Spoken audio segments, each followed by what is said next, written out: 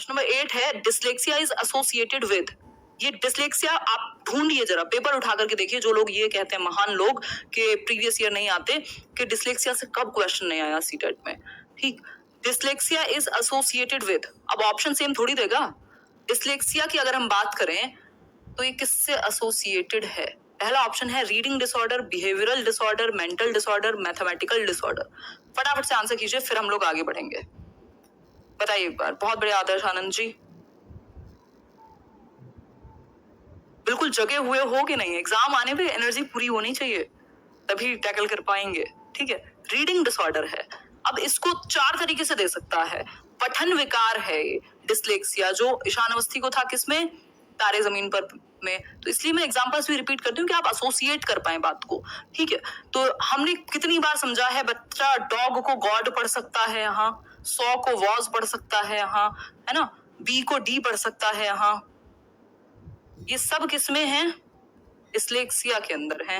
Reading disorder है ये एक। बिहेवियरल डिसऑर्डर्स बहुत सारे होते हैं, अग्रेसिव होना और ये सारी चीजें। मेंटल डिसऑर्डर्स भी कई तरह के होते हैं।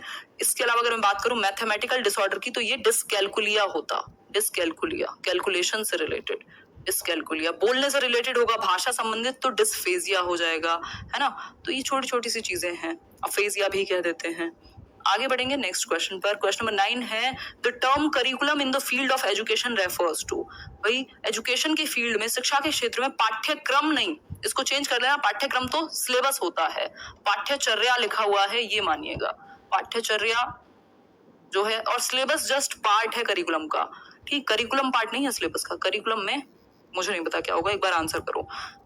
पहला ऑप्शन है इवेल्युएशन प्रोसेस, दूसरा है text material to be used in the class, को आप करिकुलम कहेंगे। Methods of teaching and the content to be taught, overall programme of the school which students experience on a day to day basis. पढ़ लीजिए एक बार, फिर answer कीजिए। बहुत बढ़िया सुहानी सिंगल, वेलकम है आपका लेट्स लर्न पर। हम सभी आपका स्वागत करते हैं, सभी लोगों का, नए पुराने सभी लोगों का, सभी लर्नर्स का अगर मैं कहूँ तो। बता दीजिए जरा आंसर करके, एग्जाम डेट बदलेगी क्या? हाँ चांसेस हैं गौरव जी, बाकी पता लगेगा 15 के बाद या 15 तक, या तो एडमिट कार्ड आएगा या तो सीबीएसई बताएगा कि भैया पेपर आगे जाएगा। अभी तो ऑफिशियल कोई नोटिफिकेशन नहीं है, तैयारी करते रहिए बस। करिकुलम की अगर हम बात करें, जो चीज हमारे कंट्रोल में नहीं है उसको लेकर के परेशान नहीं हो सकते ना। करिकुलम की अगर हम बात करें तो करिकुलम में आपकी हर एक एक्टिविटी, स्कूल में पैर रखने से लेकर बाहर निकलने तक जितनी भी एक्टिविटीज प्लान्ड हैं, हो रही हैं, आपकी प्रेयर से लेके आपके बास्केटबॉल खेलने तक, सब कुछ क्या है? करिकुलम का हिस्सा है। सिलेबस क्या है? करिकुलम का हिस्सा है। टाइम टेबल क्या है? करिकुलम का हिस्सा है। हर चीज करिकुलम का हिस्सा है। सारी एक्टिविटीज आ जाएंगी ओवरऑल। सिर्फ ये इवैल्यूएशन या टेक्स्ट मटेरियल या मेथड नहीं, ये सब मिला करके ओवरऑल प्रोग्राम है करिकुलम। क्लियर हो गई बात? आगे बढ़ेंगे नेक्स्ट क्वेश्चन की तरफ। नेक्स्ट क्वेश्चन है question number 11। Children actively construct their understanding of the world is a statement attributed to. ये भी 6 तरीके से पूछ चुका है सीटेट। कभी पूछेगा लिटिल साइंटिस्ट किसने कहा, कभी पूछेगा चिल्ड्रन कैन थिंक, ये वो दुनिया भर की चीजें। Children actively construct their understanding of the world, बच्चे सक्रिय रूप से अपनी समझ का निर्माण करते हैं। ठीक, क्या किसने कहा है? कोलबर्ग, स्किनर, प्याजे, पेवलव। बहुत आसान है, बहुत आसान है। सारे चैप्टर्स जो भी बोल दिया है वो सब पढ़ाया जाएगा। आप लोग क्यों टेंशन में आ जाते हो यार, ये मेरी जिम्मेदारी है। ये तो इसलिए क्योंकि इतने सारे सब्जेक्ट्स हैं तो शफल करना ही पड़ता है, अदरवाइज आप पहला भूल जाएंगे, है ना। अभी मुझे पता था कि आप लोगों ने थियरी देखी हुई है, थोड़ी प्रैक्टिस की भी जरूरत है। इंग्लिश भी कराई जाएगी, मैथ्स के जो बाकी के 6 वीडियो बचते हैं वो भी कराए जाएंगे। और क्या बचता है? हिंदी पेडागोजी एक वीडियो में पूरी कंप्लीट कराऊंगी। क्यों टेंशन लेते हो? जो कहा है इसका मतलब ये थोड़ा ना कि नई सीरीज शुरू हो गई तो पुरानी खत्म हो जाएंगी। ये बीच बीच में चलती रहेगी, या हो सकता है जब समय बढ़ा तो 2 कर देंगे। आंसर करो एक बार, कोई बात नहीं हिमाद्री। प्याजे होगा, सिंपल। प्याजे कहते हैं बच्चा एक्टिवली कंस्ट्रक्ट करता है नॉलेज को, ज्ञान का सृजन करता है। सक्रिय निर्माता है बच्चे, लिटिल साइंटिस्ट हैं, दे कैन बिल्ड नॉलेज, ये सारी चीजें। आगे बढ़ेंगे। क्वेश्चन नंबर 11 है, एक सेकेंड, क्वेश्चन नंबर 11 है, 20 क्वेश्चन करेंगे हम। In dash thinking, a child as a problem solver evaluates the truth or likelihood of statements. भाई अगर एक बच्चा क्या है, समस्या समाधान करता है इन डैश थिंकिंग, वो कौन सी सोच है जिसमें बच्चा एक प्रॉब्लम सॉल्वर है, वो ट्रूथ को, मतलब सच क्या है, उसको इवेल्युएट करता है। किसी इवेंट का या किसी स्टेटमेंट का क्या लाइक्लीहुड है, ये सही होगा या गलत होगा, इस चीज को चेक करता है। कौन सी थिंकिंग में, फटाफट से बताओ। क्या कह रहे हो Paramanand ji? Great Himadri, thank you Mini Monika, nice name you have. फटाफट से बताओ कौन सी थिंकिंग है ये? जब बच्चा ये देखेगा कि क्या संभावना है, मूल्यांकन करेगा किसी एक स्टेटमेंट का कि क्या संभावना है इसके सही और गलत होने की। फॉर एग्जाम्पल जो सीटेट की इतनी सारी अफवाहें हैं, लोग बिल्कुल कह रहे हैं कि भाई यही है, या ये जो आया है न्यूज में ये ऐसे है, या अभी DEET+B का नोटिस आया, कहा कि वैकेंसी आ गई। आपने किस एक सोच में ये सोचा होगा इसको इवेल्युएट करने का, मूल्यांकन करने का कि इसके सही और गलत होने का लाइक्लीहुड है क्या, प्रोबेबिलिटी क्या है, संभावना क्या है। जिसने सोचा होगा और चेक किया होगा, इवेल्युएट किया होगा, मूल्यांकन किया होगा, तो उसका क्या हुआ, लॉजिकल थिंकिंग हो गई। तार्किक सोच है जिसमें आप लॉजिक के बेस पे चलते हैं, तर्क के बेस पे चलते हैं, देखते हैं एविडेंसेस क्या है, डेटा क्या है आपके पास।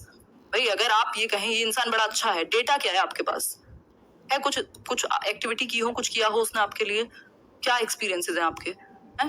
तो लॉजिकल थिंकिंग में हम ये देखते हैं बच्चा एक समस्या समाधान करता बनता है, एक प्रॉब्लम को सॉल्व करने वाला बनता है और देखता है कि किसी स्टेटमेंट के सही और गलत होने के क्या चांसेस हैं। ठीक है बात? ए में क्यों कंफ्यूजन है? देखो क्रिएटिविटी में दिशाओं में सोचना, कुछ नया बनाना। यहाँ बात हो रही है आप इवेल्युएट कर रहे हैं इस बात को प्रॉब्लम सॉल्व करते समय कि कोई चीज कितनी सही हो सकती है या नहीं, likelihood of that statement of being true और नॉट। ठीक, तो ये एक बेसिक सी बात है, तो इसको समझना जरूरी है। अगर हम बाकी ऑप्शंस को नहीं समझेंगे तो हम याद कर रहे हैं और कभी भी सेम क्वेश्चन सेम ऑप्शंस के साथ तो नहीं आएगा, थोड़ा बहुत तो चेंज करेंगे ही ना, इतना तो बनता भी है। ठीक, तो एस्थेटिक और एब्स्ट्रैक्ट तो होता है जो चीज सामने ना हो, आइडियाज में हो, उस पर सोचना। ठीक, आगे बढ़ जाएंगे। कोई कंफ्यूजन हो तो बता दो।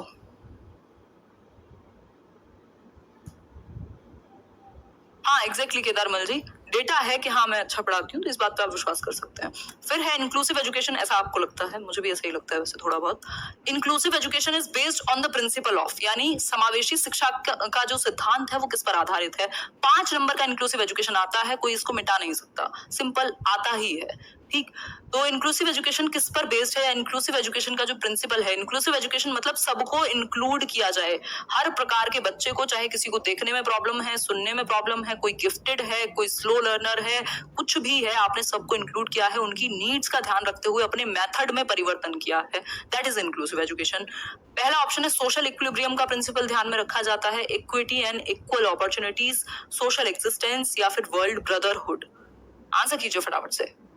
थैंक यू विनय, आंसर कीजिए फटाफट से। 6000 लोग हम लोग होने वाले हैं, बहुत बढ़िया। आज इतना अच्छा रिस्पांस, मतलब मेरा तो सेशन यूट्यूब पर लेट से ही चल रहा है इतने टाइम से, उसमें भी आप लोगों का इतना रिस्पांस अच्छा है, मतलब I feel overwhelmed, thank you. बताओ एक बार, इक्विटी एंड इक्वल अपॉर्चुनिटीज मतलब समानता और समान अवसर मिले सभी को। हम सब हैं तो ह्यूमंस ही ना, डाइवर्सिटी है या अंतर है हमारे अंदर, इंडिविजुअल डिफरेंसेस हैं, तो क्या हुआ? तो ये फिलॉसफी है जिस पर बेस्ड है कि भाई जो आपकी मदर नेचर है, जो सन है, जो उसकी सनलाइट, बारिश में, यानी प्रकृति जब आप में भेदभाव नहीं करती किसी भी चीज के लिए, अगर गर्मी है तो सभी के लिए सेम होगी, वो बात अलग है, मतलब अगर आप धूप में हैं तो ठीक, सनलाइट सबको सेम मिलती है, बारिश एक जैसी पड़ेगी सब पर, अगर एक जगह पर है तो फिर आप कैसे विभेद कर सकते हैं? तो सबका इक्वल राइट है कि एजुकेशन मिले उस बेसिस पे। ठीक है बात। आरटीई भी बात करता है कि हमारा फंडामेंटल राइट है एजुकेशन मिलना, 6 से 14 वर्ष में अनिवार्य, निःशुल्क व अनिवार्य शिक्षा, यानी फ्री एंड कंपल्सरी एजुकेशन।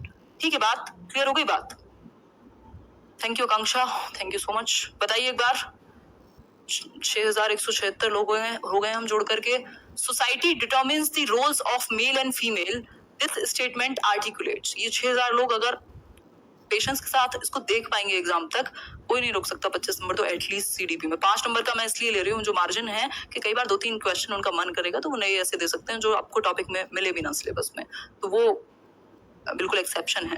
खुशबू बताइए एक बार, आंसर कीजिए। Society determines the role of male and female, ये ऐसा टॉपिक है जिससे निश्चित है क्वेश्चन आना, कोई नहीं रोक सकता। जेंडर का क्वेश्चन है ये, लिंग का। Gender as a social construct आपको टॉपिक मिल जाएगा, सर्च कर लीजिएगा यही लेट्स लर्न पर ही। बताइए एक बार फटाफट से आंसर कीजिए। बहुत बढ़िया प्रतीक्षा। क्या होगा? Gender as an inherent construct, inherent नहीं होता, ये आपको कोई विरासत में अंदर से नहीं बना हुआ। ठीक, ये सेक्स है जो आपका बायोलॉजिकल कंस्ट्रक्ट है। ठीक, gender as a heredity endowment कभी नहीं होगा। जेंडर एक इंट्यूटिव कंस्ट्रक्ट है, जी नहीं। जेंडर एक सोशल कंस्ट्रक्ट है। लिंग एक सामाजिक संरचना है। फिर से मैं याद दिलाना चाहूंगी, अगर सेक्स लिखा हो तो आप कहेंगे बायोलॉजिकल संरचना है, यानी जैविक संरचना है, और जेंडर लिखा हो तो वो समाज ने बनाया है, सामाजिक संरचना है, समाज ने बनाई है। ये जो भूमिकाएं हैं कि महिलाएं घर में काम करेंगी और पुरुष जाएंगे ऑफिस, ये क्या है? ये आपने बनाए हैं। ऐसा थोड़ी उनके हाथों में झाड़ू लगाने की क्षमता नहीं है पुरुषों के। ठीक, तो बात क्या हुई? जेंडर के जो रोल्स हैं वो समाज ने निर्धारित किए हैं, और जो बाकी के रोल्स हैं, हमारे जो सेक्सुअल रोल्स हैं, अगर मैं बात करूं बायोलॉजिकल वे में, तो वो फिर वो बाय नेचर हम वैसे हैं, है ना? बाय नेचर हम वैसे हैं। आगे बढ़ते हैं, question number 14। The national curriculum framework 2005 डेराइव्स it's understanding from, जो आपका एनसीएफ 2005 है, वो कौन से स्कूल ऑफ साइकोलॉजी पर या किस थॉट पर बेस्ड है? फटाफट से बताएं। ह्यूमनिज्म, बिहेवियरिज्म, कंस्ट्रक्टिविज्म या कॉग्निटिव थियरीज? आंसर कीजिए फटाफट से, फिर हम लोग आगे बढ़ेंगे। देख सकते हैं केवी वाले, बिल्कुल देख सकते हैं, कॉमन टॉपिक्स होते हैं, ये तो आपकी अंडरस्टैंडिंग होनी ही चाहिए इन टॉपिक्स को लेकर के। बट मैं फोकस सीटेट को ही करके चल रही हूँ अभी के लिए। बताइए एक बार, कल से 9 बजे चलाएंगे वीडियो, कई लोगों को सोना होता है। ग्रेट ग्रेट अक्षय, आंसर कीजिए। कंस्ट्रक्टिविज्म यानी निर्माणवाद या रचनावाद। रचनावाद, सृजनात्मकतावाद भी कह सकते हो। प्याजे, वाइगोस्की, ब्रूनर, सब यही कहेंगे। बेसिकली कंस्ट्रक्टिविज्म क्या कहता है कि बच्चा एक्टिव बिल्डर है, एक्टिविटी करके सीख सकता है, उसको आप एक्टिव रहने दें, यानी कि फोकस करें कि वो कंस्ट्रक्टिवली करे कुछ और करके सीखे। ठीक, ये बाकी सारी चीजें यहाँ मानी नहीं जाएंगी क्योंकि ये फैक्चुअल है और इस पे कुछ डिस्कशन की आवश्यकता नहीं है। Patterns of divergent thinking identify children who are, भाई डाइवर्जेंट थिंकिंग का पैटर्न है कुछ बच्चों का, किस प्रकार के बच्चे हैं आप क्या आइडेंटिफाई करेंगे? कैसे बच्चों की पहचान होगी? डाइवर्जेंट थिंकिंग से, यानी अपसारी सोच से। पहला ऑप्शन है आपके सामने डिसेबल्ड बच्चों की, डिसलेक्सिक बच्चों की, क्रिएटिव बच्चों की, या रेजिलिएंट। रेजिलिएंट होता है जो आसानी से गिव अप नहीं करता, फ्लेक्सिबल होता है। बताइए एक बार, अब मैंने कंफ्यूज आपको कर ही दिया है ऑप्शन में। ग्रेट विनीजा, विश्वास रखिए, आपकी तैयारी अच्छी चल रही है, मतलब अगर मैं सीडीपी में मेरे साथ बात करूं तो। Thank you R P Singh, thank you Sasmita. Great great great great Aakarsh. Answer क्या होगा?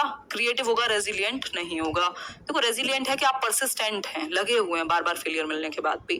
बात हो रही है यहाँ डाइवर्जेंट थिंकिंग। जब भी बात डाइवर्जेंट थिंकिंग, अपसारी सोच यानी दिशाओं में सोचना, एक प्रॉब्लम के आप 4 सॉल्यूशन सोच लेते हैं कि इसको ऐसे भी कर सकते हैं, ऐसे भी कर सकते हैं, ऐसे भी कर सकते हैं। दैट मीन्स आप दिशाओं में सोच पाते हैं। किशन धन्यवाद। तो आप क्रिएटिव थिंकर हुए, आउट ऑफ द बॉक्स सोच पाते हैं, यानी लीक से हट के सोच पाते हैं आप, आउट ऑफ द बॉक्स सोच पाते हैं आप। एक और चीज है इसमें, लेटरल थिंकिंग बहुत इंपॉर्टेंट है। लेटरल थिंकिंग, अगर मुश्किल बनाना होगा पेपर तो लेटरल थिंकिंग देगा क्रिएटिविटी से जोड़ करके। यानी कि लेटरल है मतलब सिर्फ सीधा रास्ता नहीं, टेढ़ा मेढ़ा आप 4 तरीके से निकाल करके जुगाड़ दिमाग में आंसर ढूंढ लेते हैं। आंसर मींस प्रॉब्लम का सॉल्यूशन या कुछ नया बना लेते हैं। वैष्णवी धन्यवाद।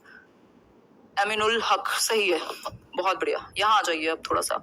Out of the box thinking, lateral thinking, divergent thinking, brainstorming, सब जुड़े हुए हैं किससे? क्रिएटिविटी से, दिशाओं में सोचने से। कन्वर्जेंट थिंकिंग जुड़ी हुई है इंटेलिजेंस से और डाइवर्जेंट थिंकिंग जुड़ी हुई है किससे? क्रिएटिविटी से। जेपी गिलफर्ड कहते